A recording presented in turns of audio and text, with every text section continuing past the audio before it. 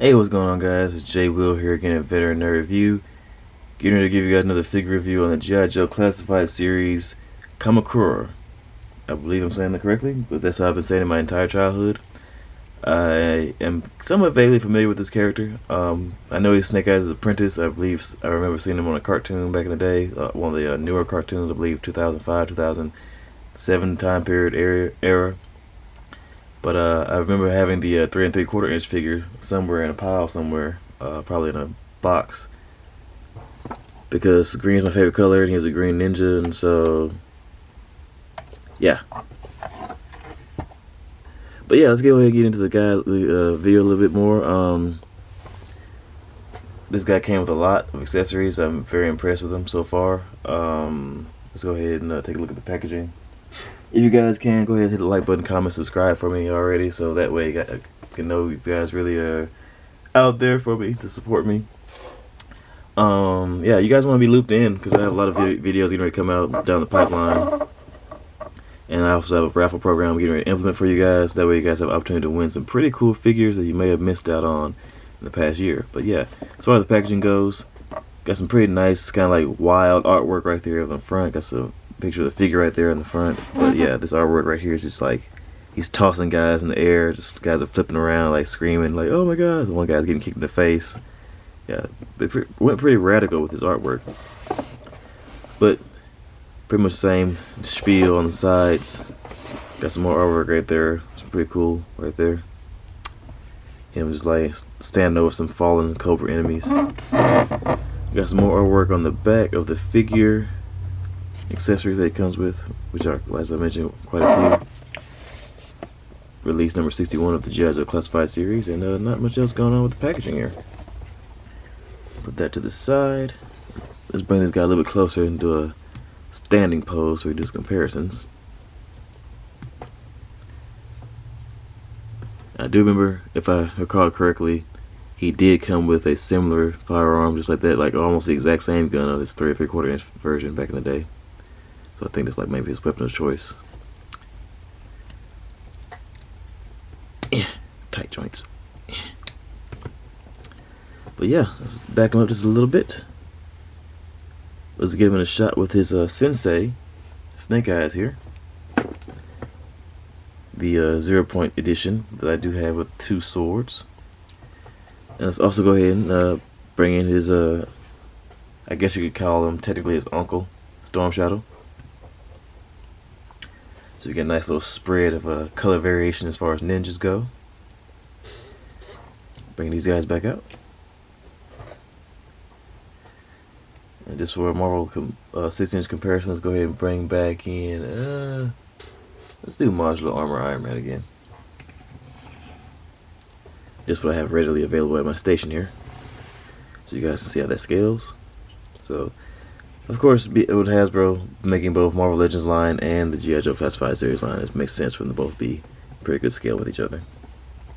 And as far as accessories go, he comes with a crap load. Take all this stuff off. He comes with the masked head right here, and the collar piece is kind of like a downed hoodie, very similar or exactly the same as the Storm Shadow figure. So then, of course, he comes with the hood up version that you can put on. You can pop the head inside of that and then peg that back on the peg. And then, of course, he comes with a unmasked head. That'll focus in for it a little bit on you guys. Yeah. Focus, focus, focus. There we go. Nice detailed head, nice strong looking jawline and face and everything. This guy looks pretty serious. He's a redhead though, so I don't know about all that. Yeah, put that to the side. And then he also comes with this back piece right here. You can plug in his swords that he comes with 2 of. And I believe these are supposed to be his bow staff with the blades on it, but just kind of like in a broken apart version, or like taken apart. So you get the bow staff that's kind of like together, and then you get the one that's like he's kind of like disconnected it and uses it as 2 separate weapons. So you get all 3 of those. Then of course it comes with the 2 swords, katanas. One of course has the green piece on the side, on the hilt right there. So I guess it's like his primary or his preferred version. Then of course he comes with his Uzi. And then he comes with a pistol. And he comes with a knife as well. So yeah, you get a nice little spread here of weapons, weaponry. Like he has his own arsenal that he comes with. So that's one thing I kind of like about the new G.I. Joe figures, like the this one and the Sergeant Slaughter. They come with the no window packaging boxes now, with a crap load of just weapons and accessories and whatnot. So you get a good little variation there. Of course, it also comes with this little tassel piece, belt piece that pegs on too. So very similar or exactly the same as the Storm Shadow. So you just peg that on and it rotates around and whatnot. But sometimes you have to push a little bit harder to get it to actually stay on there. But it's there on this little tiny little piece of plastic that's like a loose, soft plastic. But getting back down into the figure himself, it looks very cool actually. Nice little color variants in the greens here with the edges of the robing or attire there. Pretty clean look all the way through. He has the Snake Eyes and Storm Shadows, I guess, clan tattoo on his forearm right there. And got like another little silver forearm or like gunmetal gray forearm guard right there. But and then similarly, he has the same thing on his shins and knees.